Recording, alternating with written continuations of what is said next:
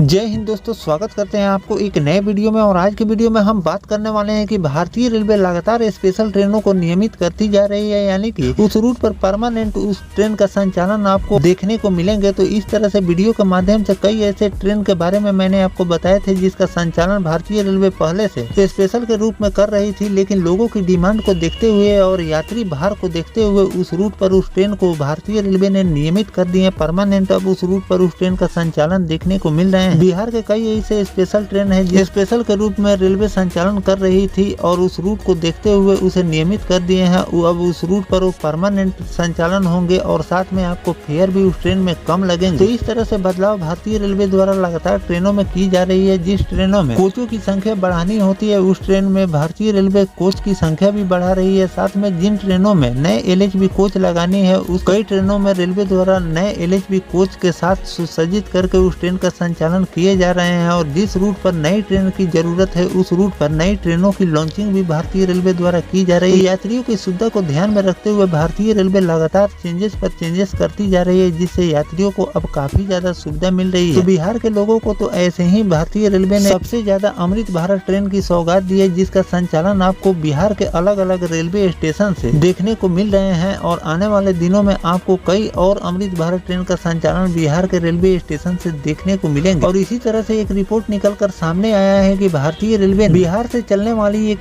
Special train का अब नियमित रूप से संचालन करने वाली है। साथ में उसका फेयर भी आपको कम लगेगा। तो कहां से कहां के लिए इस स्पेशल ट्रेन का संचालन भारतीय रेलवे कर रही है, किस दिन से ये नियमित रूप से चलने वाली है और इसका स्पेशल नंबर क्या होने वाले हैं, और साथ में इसका जो नियमित नंबर रेलवे द्वारा जारी किए गए हैं वो नियमित नंबर क्या होने वाले हैं और किस रूट से इस ट्रेन का संचालन होने वाले हैं, इस वीडियो के अंदर मैं आपको इस ट्रेन के बारे में फुल डिटेल जानकारी देने वाला हूं। तो दोस्तों, अगर आप चैनल पर नए हैं तो चैनल को सब्सक्राइब कर लीजिए और वीडियो अच्छा लगे तो वीडियो को लाइक जरूर कर दीजिएगा। चलिए इस डिटेल वीडियो को शुरू करते हैं। दोस्तों, छपरा से गोरखपुर होते हुए अमृतसर जाने वाली छपरा अमृतसर स्पेशल ट्रेन अब नियमित रूप से चलने वाली है, क्योंकि रेलवे बोर्ड ने पूर्वोत्तर रेलवे के प्रस्ताव को मंजूरी दे दी है। रेलवे बोर्ड से मंजूरी मिलने के बाद ट्रेन का समय और ट्रेन नंबर भी बदले जाएंगे। 2 महीने तक ये ट्रेन स्पेशल के रूप में चलेगी। उसके बाद से ये नियमित रूप से इस रूट पर संचालन देखने को मिलेगा। छपरा से गोरखपुर होते हुए अमृतसर जाने वाली छपरा अमृतसर स्पेशल ट्रेन अब नियमित रूप से इस रूट पर भारतीय रेलवे चलाने वाली है, क्योंकि रेलवे बोर्ड के पूर्वोत्तर रेलवे का प्रस्ताव को मंजूरी दी गई है। रेलवे बोर्ड से मंजूरी मिलने के बाद ट्रेन का समय और ट्रेन नंबर दोनों में आपको बदलाव देखने को मिलेंगे, क्योंकि जब नियमित होती है तो उसका नंबर कुछ अलग होता है और जिस ट्रेन को भारतीय रेलवे स्पेशल के रूप में चलाती है उसका नंबर कुछ अलग होते हैं। 2 महीने तक ये ट्रेन स्पेशल के रूप में भारतीय रेलवे इस रूट पर चलाएगी और 2 महीने के बाद आपको इस ट्रेन को नियमित भारतीय रेलवे चलाने वाली है। रेलवे बोर्ड के निर्देशक संजय R नीलम ने बुधवार को इस संबंध में आदेश जारी करने के साथ ही ट्रेन चलाने के लिए शेड्यूल भी जारी कर दिया। नया शेड्यूल के अनुसार ट्रेन नंबर 15135 और 15136 नंबर से ये ट्रेन का संचालन आपको नियमित रूप से देखने को मिलेंगे। वर्तमान में इस ट्रेन का संचालन अभी 05049 और 05050 के रूप में भारतीय रेलवे कर रही है। मैंने आपको वीडियो के माध्यम से जानकारी भी दी है कि जिन भी स्पेशल ट्रेनों का संचालन भारतीय रेलवे करती है उसके नंबर के पहले आपको 0 लगा हुआ रहता है, और जिन ट्रेनों में आपको सबसे पहले 1 या 2 से शुरू होते हैं वो नियमित नंबर होते हैं। नए समय सारणी के अनुसार 15135 छपरा अमृतसर एक्सप्रेस छपरा से सुबह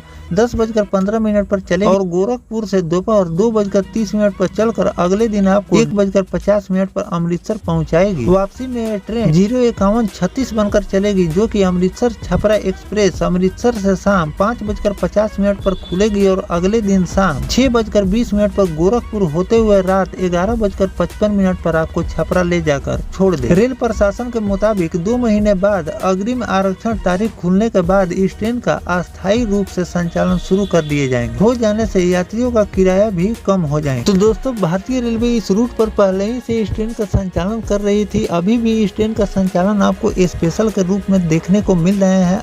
अभी 2 महीने तक ये ट्रेन अस्थायी रूप से स्पेशल के रूप में ही इस रूट पर चलने वाली है, जिसमें आपको फेयर स्पेशल चार्जेज के साथ भारतीय रेलवे ले रही है। लेकिन नियमित हो जाने के बाद आपको इस ट्रेन में फेयर कम लगेंगे। किसी भी कोच में अगर आप सफर करेंगे तो जो स्पेशल का चार्जेज भारतीय रेलवे स्पेशल ट्रेनों में लेती है वो नहीं लगेंगे। साथ में इस ट्रेन का संचालन आपको परमानेंट इस रूट पर देखने को मिलेंगे। आगे चलकर इसमें किसी भी प्रकार का बदलाव देखने को नहीं मिलने वाला है, क्योंकि अभी इस ट्रेन को अस्थायी रूप से भारतीय रेलवे द्वारा विस्तार किए गए। यात्री भार को देखते हुए इसको अस्थायी रूप से विस्तार आपको 2 महीने के बाद देखने को मिलेंगे, क्योंकि जिन भी ट्रेनों को भारतीय रेलवे विस्तार करती है या फिर उसे नियमित करती है तो उसे यात्री भार को देखते हुए और टिकट बुकिंग को देखते हुए 2 से लेकर 3 महीने तक उसे अस्थायी रूप उस ट्रेन का संचालन किए जाते हैं या फिर विस्तार किए जाते हैं। रेलवे अपना अर्निंग देखती है कि इस ट्रेन से हमको अच्छे खासे अर्निंग अगर हो रहे हैं तब उसे अस्थायी रूप से उस ट्रेन का विस्तार वहां तक कर दिए जाते हैं या फिर उस ट्रेन का संचालन आपको नियमित रूप से देखने को मिलते हैं।